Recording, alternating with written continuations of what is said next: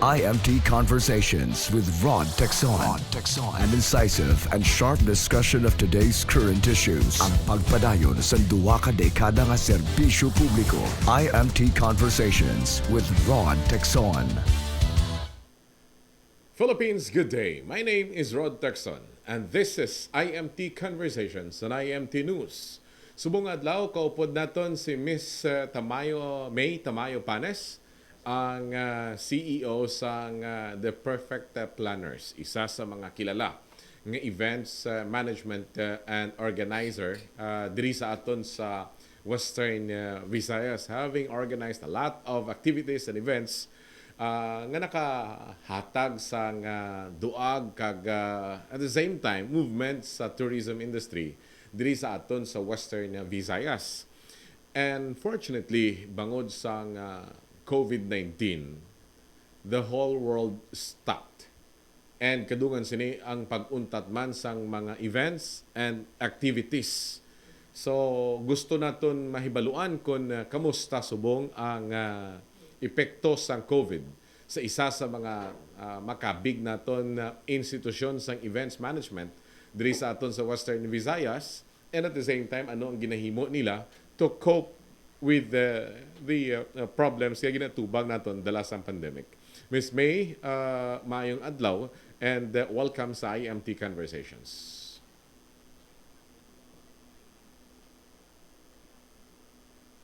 Miss May? Can you hear me? Please go ahead, ma'am. Okay. Mayong hapon sa tanan. Mayong hapon, Rod. Thank you for inviting me here. I think this is a good time, also a good chance for us to air kung ano ang sa side sang event management, no? What really happened after the pandemic. Siling ko gani, upod naton ang isa sa mga institusyon sang events Hindi management diri sa Western Visayas. Pagambal ka bisang pangalan o makabati ka pangalan nga May Tamayo Panes, gasulod din sa ulo mo ang mga dalagko nga mga events nga ginapang obra diri sa aton sa syudad sang Iloilo. So kamusta ano anang epekto sa sining pandemic sa events management? Like everyone else, no, and not only us, no, it's the whole world actually. Nakabatsyagin the effect of the pandemic, which is really bad because the first to suffer or the first to be hit is actually the tourism industry, and part of that is the events industry. And I think looking at it, it's going to be the last also to recover. Kaya tibal mo naman ang turismo, Rod. It's something that you will have if you have extra income. It's not really a basic need, di ba? So most people will prioritize the things that they would need first, like food, security, housing. But then they will only think of tourism pag okay na tanan, kag they will feel safe. Amo man na sa events. And of course, part na sa protocol o part sang directives of government, hindi bawal siya because it does not promote social distancing. So ang problem naton sinisubong kay nauntat na ang tanan nga mga activities and events, although ginatingoan nga mabalik kita sa normal bisan under the context of the new normal. Ang events management, it's about a bigger audience. You don't do events kung ang imong audience gamay. You cannot. Siling tagani patuga-tuga ka pa because the income sa and the purpose ng event is to ensure nga makalabot ini sa much bigger crowd.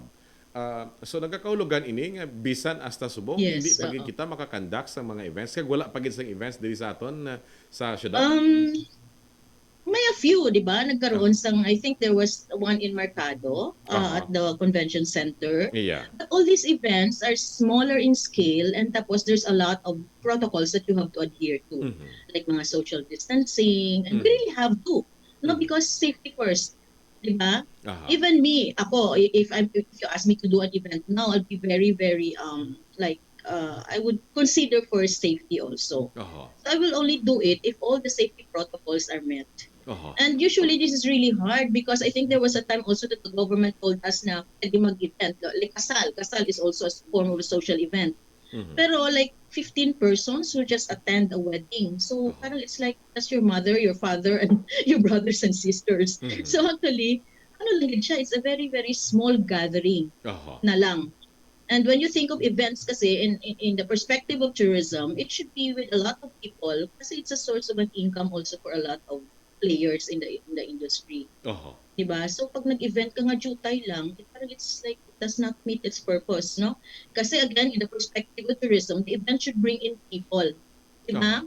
It should increase the tourist arrivals. So if you talk about tourism, Mhm. it should also be a catalyst for, change, Mhm. urban renewal, infrastructure, improvement. So kung jutay lang ang pagkatuon mo, it will not really reach its objective. But Mhm. then again, I would say nga, amo binaya kay nagka sa pandemic ita. So parang we have to choose our priorities right now. Oo. So, sa sining na context, is it possible to launch or do an event under this new normal where there is this so-called social distancing? Siguro madala pa nato na sa madala-dala pa sa istorya ang paugason mo sila kamot kag mag-spray ka sang alcohol, mabutang sang face mask at face shield, pero ang problema dira kay kung may ara sang social distancing, daw ka imposible gid siguro nga himuon ang isa ka say for example isa ka corporate event, Ms. May. It depends. No? Kung dako ang imo lugar, if you follow there's the 1 meter rule, di ba? Yes. Pwede siya. But then again, the place is going to be, the attendance is going to be trimmed down. Pero pwede if you have a big place, if you have a big space, tapos may tao, kagid mag-monitor. Know that everybody is doing social distancing, everybody is conforming to the protocols. We would like also to point out, depends gid man sa aton, no? How long can we wait? Like in some other countries, I do class of doctorate marketing in the doctorate degree. And then last weekend, they were supposed to report about other countries, how they're coping up with the pandemic. In Portugal, now ang campaigns of Philippines is like wake up in the Philippines, right? You know about that. Sa Portugal, ang ilaya, let's stop. Parang let's stop. Let's stop and let this all finish. Let's stop and go back to the basics. Let's stop and let nature heal. Ang mga ila campaign. You'll be surprised. In Slovenia, their campaign is like, let's go back in spring. Ibig sabihin, we go back in basics. We go back to what is really natural. Tourism campaign na So parang they are allowing time to come in and then heal. But look at the Philippines kasi we are a country that we need this. Sila yung makurano na sila yung road. Even if they stay put for how many months, they have resources and they can feed their people as we need to work. Now, what do? We have to make each other happy. I mean, we have to have protocols, we have to have safety. But then again, maamat-amat bangon. Yan ang problema. Diba? Ang problema nga na-notice naton na Ms. May, each time nga may ara sang ginaistoryahan nga activity or we are trying nga magbalik sa normal, gasaka ang cases naton. Nadumduman ko gini nga si Mayor Treñas, sabi mo do si Sinuman niya busyo nga naglibot-libot sa sulod sing SM. Sumaka gulpi kasi sila niya balik na sa normal come, you visit the malls. Then all of a sudden, nagsaka karon ng cases, gasala naman siya pangita sang obra sang executive order telling everyone to stay put, hindi ka muna maglagaw. So kag kapila na nato na ginhimo nga let's go back to normal.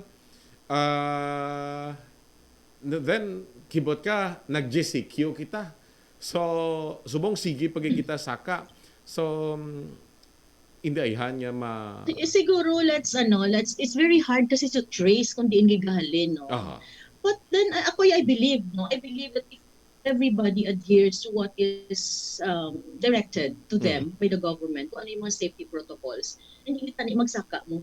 But may ara kita balaan mga people siguro nga ang problema balaan sa aton, again, not all people are really equipped, are privileged to buy all those things that we need, mga alcohol mga masta.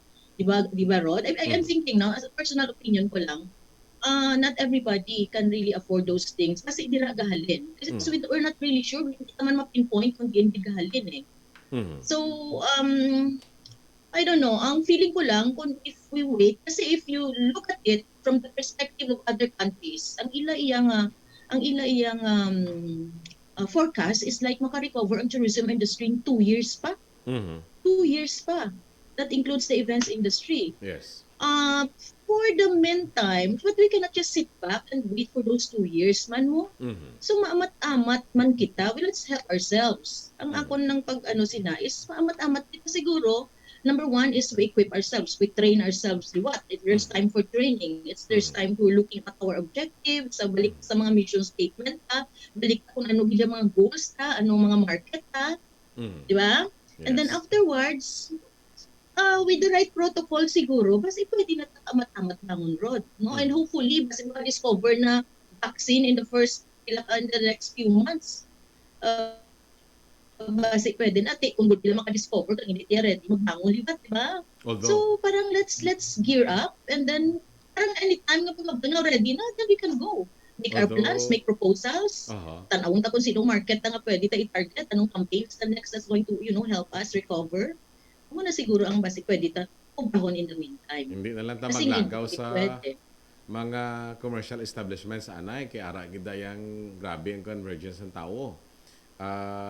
Kadto na lang kamo anay sa uma namon, dito na lang kamo anay gastos ang kwarta kay gamay lang ang tiyan. Kadto sa uma mo. So, Hindi, I think isa pa din siguro ang yes. enforce. Kaya kung isabala ko lang, magitas ang disiplina. Like, Aha. kung wala tao, kasi wala na kitang distancing, wala na Mhm. taga-mask. Aha. So Dr. Disiplina Panes, lang. gusto lang naton mahibaluan kung the world stopped especially sa events management. Haluson kita maka-event and mag-event kita subong virtual. Wala man tayo mahimo, we have to do it. Pero virtual kag kasaw agid, no? Mhm. Hindi gid siya amo. So ang events management kadamo man sang ginapakaon abing tiyan halin sa Ako, owner, mm panaog sa team sang owner, pakadto sa mga subcontractors Flyers. sa events Mm-mm. management team, subcontractors, sound, food, and all. Naigo gid. So paano gin nag-adjust si Perfect Planners to see to it nga Oh, hindi magutom. yeah, to tell you frankly, since March, close kami. Hmm. But then, it's really, management. Amo ginang time, you take care of your people. Yes. For the first 3 months, personally, kami, help out kami, nag-give kami salaries, full salaries for the first few months. Hmm. But then afterwards, we told everybody to adjust also. So may Aha. mga, mostly kasi may mga owners na po nga upod may mga Aha. stockholders na po sa company. Hmm. If you're the owner, you would understand, di ba? You Aha. are should be more understanding. Hmm. So may mga, allowances na lang kag we cannot really afford. And even that, di ba there's a directive that all the 13th month pay will be paid, di Aha. ba, Rod? Yes. Then the first reaction ko na ako kaluluoy ang management kasi wala gid sa gisulod mo. Di mo But then kwaon ang again, we have to ibayad mo adhere. sa Mga 13th sige month. lang may mga times. It Mhm. comes with the business, the risks. Aha. Di ba? The Yeah. risk comes with the business. So you should be ready for that. Aha. Otherwise, kung wala na gid choice, manira na lang gid. Well, mo, Rod, ang entrepreneurship, which I really advocate. Ako as an entrepreneur, ang joy ko gid is employing people. Aha. And the saddest part, ang ako naman makisubo is to really let people go because Yes. hindi na kaya sa business. Yes. So, amo na ang sad part of this pandemic. Aha. All right. Okay lang yan kita kasi may mga paliwansan about other people nga bread and butter nila ang ilang work. Especially ang ila sweldo. Galing iti Wala gani. paano man magsweldo ang tag-iya kay wala Hindi. the Kung very wala, reason that wala sang gasulod. they were hard Oo. before kay ti nami ang sulod ti subong pati tag-iya umang na mano ka pa. So Ay, wala gid. Oo. yeah. Mm. Mayo lang ni kay ti may mga ulo activities na subong sa pila ka mga commercial establishments and ang Department of Tourism has been very supportive gid. We have to and we need to mention that support ginatag sa DOT Region 6 sa mga grupo nga nagatrabaho mga tourism workers So at least bisan pa paano may ara sang ulo income, but really that is never enough para mapadayon mong imo Ikaw mo operation. naman na nga, Balgarod, nga if you nabutang ka man sa medyo talital, you learn to find ways and Yes. means, no? Parang parang uh, like kami at the start sang medyo wala na gid sang we went online also. Nagdigya Ah, kami sang, mga uga, mga yeah. everything that's Ilonggo inside our cold Ilonggo basket. So yung bigya na mo na, and of course it cannot really sustain, di Yes. ba? Unless na you really go volume. At this time, at these difficult times, though hindi magid ang mga tao, hindi magid willing mag-really part with their money. Aha, Di ba? tama. Kasi you don't know what's happening in the future, so you have to save up. And the So mga saddest, purchases are really limited. ang pinaka masubo nga reality nga ginbuyan mo is sa imbokada pa lang sa imo hambal that as we go back to normal, people want to work, mangita sa pamaagi nga maka-income sila, may bakal pagkaon, ibakal bayo, bayad sa mga bills, iba nila nga mga kinanlanon.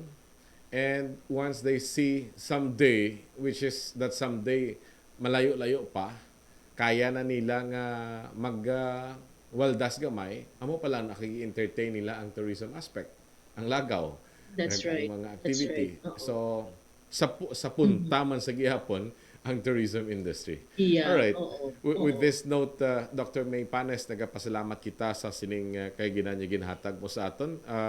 Any parting words that you want to impart sa aton nga mga viewers along the lines sa sining challenges na ginapangatubang subong sa tourism industry or specifically the events management group?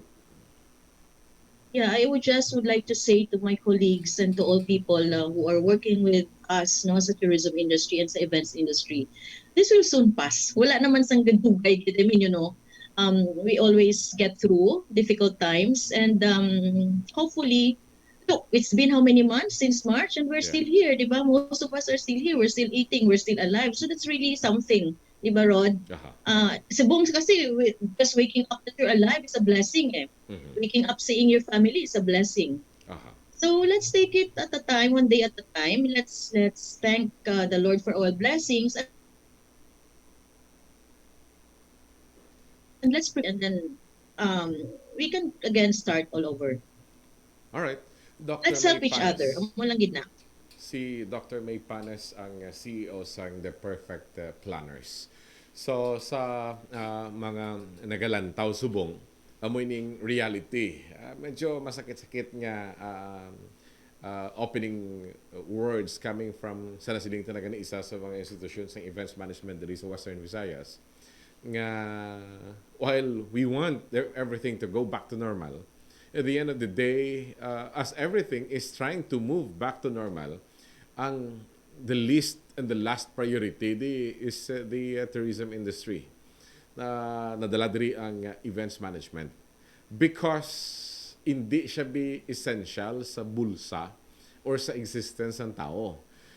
It is a very essential part of the economy, but to saying essential or importante siya sa listahan sa mga dapat gastuhan sa kada isa, as we attempt to recover and try to recover and live each day by day, ara sa likod sa mga priorities.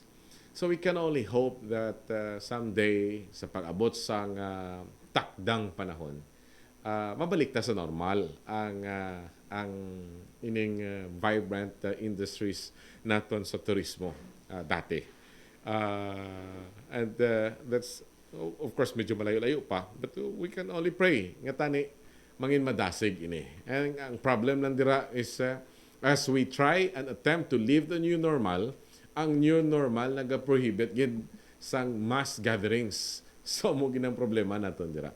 So let's see kung ano ang masunod nga mangin adjustment sang industriya sa bahin sa events management and generally sa bahin sa tourism industry para nga liwat kita nga mabuhi kag ma-propel naman liwat ang ekonomiya pinaagi sa income nga ma-generate out of tourism. And nagkapasalamat kita no sa The Perfect Planners sa sining kay ginanya ginhatag nila sa aton. My name is Rod Texon and this is IMT Conversations on IMT News. IMT Conversations with Rod Texon. An incisive and sharp discussion of today's current issues. Ang pagpadayon sa duwa ka dekada nga serbisyo publiko. IMT Conversations with Rod Texon.